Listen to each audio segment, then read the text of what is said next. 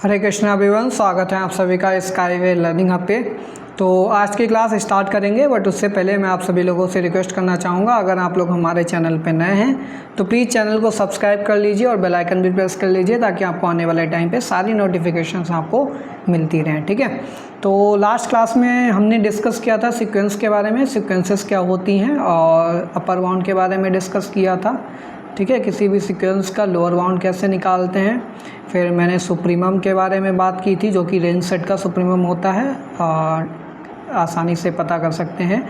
और इन्फीमम भी किसी भी सीक्वेंस का निकालना है तो रेंज सेट का जो इन्फीमम है वही सीक्वेंस का इन्फीमम होता है। ठीक है, तो अपर बाउंड पता किया था, लोअर बाउंड निकालना सीखा था, सुप्रीमम निकालना बताया था, इन्फीमम निकालना बताया था। रेंज के बारे में भी डिस्कस किया था, रेंज कैसे फाइंड आउट करते हैं। ठीक है, रेंज फाइनाइट है या फिर इनफाइनाइट है, ये भी चीज़ मैंने डिस्कस की थी। फिर उसके बाद बाउंडेड क्या होता है। बाउंडेड में दो चीज़ें होती हैं, एक तो बाउंडेड अबव होता है और दूसरा बाउंडेड बिलो होता है। ठीक है, तो बाउंडेड अबव प्लस बिलो जब दोनों हो जाता है तो वो सीक्वेंस कैसी हो जाती है, बाउंडेड सीक्वेंस हो जाती है। फिर बाउंडेड के बाद अनबाउंडेड सीक्वेंस के बारे में भी डिस्कस किया था। अनबाउंडेड सीक्वेंस लास्ट में बताया था मैंने क्या होता है। ठीक है, आज क्या करेंगे, मैंने बताया था कि इनकी डेफिनेशंस भी एक बार हम देख लेंगे। तो आज की क्लास में हम डेफिनेशंस पे यहाँ पर फोकस करेंगे। ठीक है, तो वन बाय वन सारी डेफिनेशन देखेंगे। सबसे पहले अगर बात कर ली जाए, ये आपकी डेफिनेशन आ भी चुकी है। ठीक है, ये आपका यूनिवर्सिटी एग्जाम में आ चुका है। तो यहाँ पे डेफिनेशन है आपके पास, पूछ रहा है व्हाट इज़ अ सीक्वेंस। अगर सीक्वेंस के बारे में बात की जाए तो मैंने बताया था सबसे पहले सीक्वेंस के अंदर एक नॉन एम्प्टी सेट एस लेना है आपको। ठीक है, तो यहाँ पर क्या लिखा है, let S be a non empty set. ठीक है, फिर सीक्वेंस क्या होता है, एक फंक्शन होता है। तो लिखेंगे आप a sequence is a function. क्या लिखेंगे, a sequence is a function whose domain is the set of natural numbers. ठीक है, तो जिसकी डोमेन क्या हो गई, सेट ऑफ नेचुरल नंबर की हो गई। और उसकी जो रेंज है, रेंज क्या होता है, सबसेट ऑफ जो नॉन एम्प्टी सेट एस लिया है इसी का सबसेट एस होता है। ठीक है, तो एन टू एस जाएगा तो एस हमारे पास कोडोमेन हो जाती है, ये आपके पास डोमेन हो जाती है। तो इसकी जो रेंज हो जाती है, रेंज आपके पास क्या हो जाएगी, ये सबसेट हो जाएगा आपके पास एस का। ठीक है, एस का क्या हो जाएगा, सबसेट हो जाएगा। तो डेफिनेशन क्या हो जाएगी, let S be a non empty set, a function whose domain is the set of natural numbers and whose range is a subset of S, then such set S और a function f is called sequence in the set S। ठीक है, तो ये जो sequence f है, जो function है, ये क्या कहलाएगी, sequence in the set S। ठीक है, यहीं पर मैंने आपको बताया था अगर S की जगह हम R रिप्लेस कर देते हैं, a sequence whose range is the subset of R, यानी कि S की जगह अगर अब ये R हो जाए, क्या हो जाए यहाँ पर, सपोज दैट R हो जाए। ठीक है, तो ये इस बार अब क्या हो जाएगी, सीक्वेंस इन रियल हो जाएगी, रियल नंबर्स। ठीक है, तो सीक्वेंस इन रियल नंबर को क्या बोलते हैं, रियल सीक्वेंस बोलते हैं। तो रियल सीक्वेंस की डेफिनेशन क्या है, a sequence whose range is the subset of real numbers is called real sequence और सीक्वेंस ऑफ रियल नंबर। ठीक है, सिंपली बोल दीजिए sequence of real number is known as real sequence. ठीक है, तो ये आपकी हो गई, आपके पास डेफिनेशन हो गई सीक्वेंस की। ठीक है, सीक्वेंस को डिनोट कैसे करते हैं, इस एसन से डिनोट करते हैं। इसकी टर्म्स कैसे लिखी जाती हैं, फर्स्ट टर्म S1, ठीक है, ये S2 हो जाता है, S3 हो जाता है, इस तरीके से इसकी टर्म्स लिखी जाती हैं। वेयर, जहाँ पर ये आपके पास जो n लिखा दिखाई दे रहा है, ये वेयर, ये n क्या है, n belongs to natural number होता है। ठीक है, तो यहाँ पर n की वैल्यू, जब डोमेन में आप n की वैल्यू 1 पुट करेंगे तो S1 टर्म आएगी। ठीक है, फिर इसके बाद S2 आएगी जब 2 पुट करेंगे। इस तरीके से 1 से लेकर के 2, 3, 4, 5 डालते जाइए डोमेन के अंदर, उस फंक्शन के अंदर आपको रेंज मिलती चली जाएगी उस सीक्वेंस की। ठीक है, इसके बाद हम बात करेंगे नेक्स्ट डेफिनीशन पे। तो nth टर्म की बात कर लेते हैं या फिर इमेज की बात कर लें। ठीक है, तो जो इमेज का इमेज सेट होता है उसी को क्या बोलते हैं, रेंज सेट बोलते हैं। If S is a sequence then image Sn of n belonging to natural number is denoted by Sn। ठीक है, it is customary to denote sequence S by symbol, मैंने बता दिया इस सिंबल से Sn को डिनोट किया जाता है। या फिर एक और तरीका होता है, इस तरीके से कर्ली ब्रेसेस के अंदर आप लिख सकते हैं Sn। ठीक है, या फिर आप इस तरीके से भी लिख सकते हैं, लेकिन हम जो यहाँ पर सिंबल यूज करने वाले हैं वो कौन सा होगा, ये वाला सिंबल होगा। ठीक है, ये काफ़ी इजी रहता है। द इमेज Sn, इस इमेज Sn को क्या बोलते हैं, of n is called nth term of the sequence. ठीक है, तो इस Sn की जो इमेज होगी, सपोज दैट Sn में आपने वैल्यू पुट किया 3, n is equal to 3 put किया, तो इमेज क्या हो जाएगी आपके पास S3 क्या हो जाएगी आपके पास ये S3, ठीक है, ये हो जाएगी आपके पास S3। और Sn को सपोज दैट आपने यहाँ पर Sn डिफाइन कर रखा है, Sn की वैल्यू दे रखी है कुछ इस तरीके से 2n+1 टाइप से, ठीक है, एन टर्म दे रखा है। तो यहाँ पर इमेज पूछ दिया तो S3 की वैल्यू आप कैसे फाइंड करेंगे, तो S3 की वैल्यू क्या हो जाएगी, n की जगह 3 पुट कर दीजिए तो क्या हो जाएगा 3 2 6 + 1 क्या हो जाएगा 7, तो क्या हो जाएगी इमेज इसकी 7 हो जाएगी, ठीक है। तो ये इमेज कैसे निकालते हैं ये चीज़ आपको बताई गई है, कुछ नहीं फंक्शन होता है, जैसे फंक्शन में वैल्यू पुट की जाती है वैसे यहाँ पर x की जगह n हो गया, ठीक है। तो n की वैल्यू पुट करते जाइए, आपको इमेज मिलती चली जाएगी। रेंज की बात कर लेंगे तो रेंज की डेफिनेशन क्या होती है, the set of all distinct terms of the sequence is called its range. तो जो भी डिस्टिंक्ट टर्म्स होंगी उनको हम यहाँ पर रेंज बोलते हैं। 3 एग्जांपल्स लिए थे, तीनों एग्जांपल में रेंज बताई थी, जैसे कि ये वाला एग्जांपल भी लिया था -1 की पावर n, तो यहाँ पर रेंज में 2 ही केवल आएंगे तो इसको बोलेंगे यहाँ पर डबलेट सेट, ठीक है। सिंगलेटन सेट में क्या होता है, केवल एक ही एलिमेंट आता है, यहाँ पे 2 एलिमेंट आ रहा है, ठीक है। तो ये सिंगलेटन सेट नहीं हुआ। और ये कैसा सेट है, एक फाइनाइट सेट है, ठीक है। तो रेंज सेट फाइनाइट इनफिनाइट पहचानना आपको आना चाहिए। अगर फाइनाइट नंबर्स लिखे हैं रेंज के अंदर तो फाइनाइट सेट है, अगर इनफिनाइट टर्म्स आ रहे हैं तो आपके पास इनफिनाइट सेट हो जाएगा, ठीक है। इसकी बात कर लिया जाए रेंज ऑफ n, तो 1/n में तो हमने देखा था इस सीक्वेंस में तो सारी टर्म्स पूरी सीक्वेंस ही आ जा रही थी रेंज के अंदर।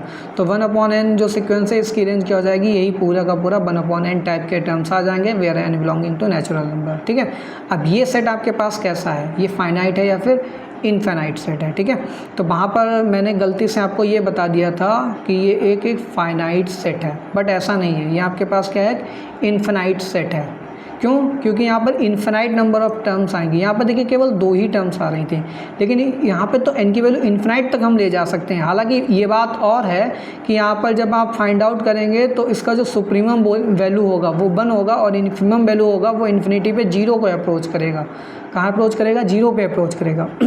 बट इसका जो कलेक्शन होगा 1/n का वो क्या हो जाएगा, इन्फिनाइट सेट हो जाएगा। क्या हो जाएगा, इन्फिनाइट सेट हो जाएगा, ठीक है। तो लास्ट क्लास में जहाँ पर फाइनाइट गलती से हो गया था, यहाँ पर आपको क्या कर लेना है, इन्फिनाइट कर लेना है, ठीक है। तो वहाँ पर सुप्रीमम इन्फिमम तो आएगा ज़रूर, लेकिन वहाँ पर ये सेट कैसा हो जाएगा, इन्फिनाइट हो जाएगा, क्योंकि यहाँ पर ये n की वैल्यू डिक्रीज होते होते इन्फिनाइट तक जाएगी और इन्फिनाइट पे एक फाइनाइट वैल्यू देगी, ठीक है। जब इन्फिनिटी पुट करेंगे इस n की जगह पे तो एक 1/इन्फिनिटी की वैल्यू क्या होती है, 1/इन्फिनिटी की वैल्यू क्या होती है, 0 होती है। तो इन्फिनिटी पे एक ये फाइनाइट वैल्यू हमको दे रहा है, ठीक है। तो ये आपके पास सेकेंड एग्जाम्पल हो गया रेंज का। फिर इसके बाद मैंने आपको बताया था कांस्टेंट सीक्वेंस क्या होती है, ठीक है। तो कांस्टेंट के लिए भी डिस्कस किया था कि आपके पास जैसे सेट S था, S को R से रिप्लेस किया तो रियल सीक्वेंस हो गई। वहीं पर S को अगर आप किसी कांस्टेंट नंबर A से रिप्लेस कर देते हैं तो वो क्या हो जाएगी, कांस्टेंट सीक्वेंस हो जाएगी। तो ये Sn है, यहाँ पर Sn की जगह A ले लीजिए, तो ये A टाइप की जो सीक्वेंस होगी ये कैसी हो जाएगी, आपके पास एक कांस्टेंट सीक्वेंस हो जाएगी। यहीं पर अगर इस A की जगह आप 0 ले लेते तो क्या हो जाती है, 0 सीक्वेंस हो जाती है, ठीक है। तो कांस्टेंट सीक्वेंस की डेफिनेशन क्या होगी, a sequence Sn defined by Sn equal to A for all n belonging to natural number is called a constant sequence, ठीक है। और ये आपके पास एक सिंगलेटन सेट होगा इसकी रेंज का, जो कि क्या हो जाएगा, एक फाइनाइट सेट हो जाएगा, ठीक है। तो टोटल 3 हमने एग्जांपल्स लिए थे लास्ट क्लास के अंदर। पहला लिया था -1 की पावर n, दूसरा लिया था आपके पास 1/n, तीसरा लिया था 2। तो इसकी जो रेंज है, रेंज की बात कर लेते हैं, ठीक है। इसकी रेंज क्या कैसी आ रही थी, फाइनाइट आ रही थी जिसमें 2 ही एलिमेंट थे, ठीक है। इस केस में कैसी रेंज आएगी, इनफाइनाइट आएगी। और कांस्टेंट सीक्वेंस के केस में कैसी आएगी, सिंगलेटन सेट जो कि एक फाइनाइट होगा, ठीक है।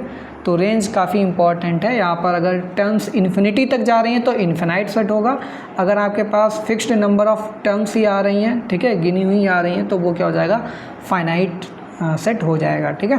तो फाइनाइट इनफिनाइट आपको पहचानना आना चाहिए, ठीक। तो ये बात होगी कांस्टेंट और 0 सीक्वेंस के बारे में। अब बात कर लेते हैं अपर बाउंड, लोअर बाउंड और supremum, infimum, bounded and bounded sequence क्या होता है, ठीक है। तो डेफिनेशन बन यहाँ पर अपर बाउंड की डेफिनेशन दे रखी है, मैं थोड़ा सा जूम कर रहा हूँ, आपको दिखेगा अच्छे से। क्या यहाँ पे बोला है, a sequence Sn is said to be bounded above. सबसे पहले बाउंडेड एबव की बात कर लेते हैं, जिसको अपर बाउंड बोलेंगे हम यहाँ पर। अपर बाउंड की डेफिनेशन क्या होती है, बाउंडेड एबव अगर कोई भी सीक्वेंस है, if the range set of Sn is bounded above, अगर उसका रेंज सेट बाउंडेड एबव है तो वो क्या हो जाएगी, बाउंडेड एबव हो जाएगा, ठीक है। अब बाउंडेड एबव है, सपोज दैट हमारे पास जो सीक्वेंस है -1 की पावर n, ये सीक्वेंस है। तो इसकी जो रेंज होगी, ठीक है, इसकी रेंज की बात कर लिया जाए तो इसकी रेंज क्या होती है आपके पास, इसकी रेंज है आपके पास -1 to 1, ठीक है। तो इसकी रेंज जो है अपर बाउंड है, अपर बाउंड क्या है यहाँ पर 1 को अपर बाउंड हो रही है ये, ठीक है। तो ये सीक्वेंस का क्या हो जाएगा, अपर बाउंड हो जाएगा, यानी कि ये बाउंडेड अबव हो जाएगा। तो इसकी बाकी जो भी टर्म्स होंगी वो इससे नीचे, मतलब इससे कम ही वैल्यू तो होगी उसकी अपर बाउंड से।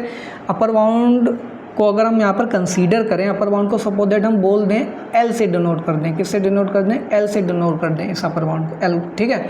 तो एल से सारी की सारी टर्म्स क्या होंगी, छोटी ही तो होंगी। तो एस एन की जो टर्म्स होंगी सारी की सारी भी क्या हो जाएंगी, S N is less than equal to L, ठीक है, for all N belonging to natural number N. Then ये जो एल है इसी को बोलेंगे अपर बाउंड, क्या बोलेंगे, इसको बोलेंगे अपर बाउंड। यहाँ पर अलग डिनोट किया है यहाँ पर, ठीक है। जैसे यहाँ पर such that S N less than K1 की जगह आप एल लिख लीजिए, क्या लिख लीजिए, K1 की जगह एल लिख लीजिए, for all N belonging to natural number. तो यहाँ पर ये जो K1 की जगह एल लिख लीजिए, L is known as the upper bound of the sequence, ठीक है। अब बात करते हैं लोअर बाउंड। तो लोअर बाउंड क्या होता है, जो आपके पास रेंज सेट का लोअर बाउंड होगा वही सीक्वेंस का लोअर बाउंड होगा, ठीक है। तो रेंज सेट का जो लोअर बाउंड होगा, यानी कि if the range set is bounded below, अगर आपके पास रेंज सेट बाउंडेड बिलो है, ठीक है, यानी कि उसका लोअर बाउंड एग्जिस्ट कर रहा है, तो वो आपके पास क्या हो जाएगी, सीक्वेंस में आपके पास क्या हो जाएगी, बाउंडेड बिलो हो जाएगी।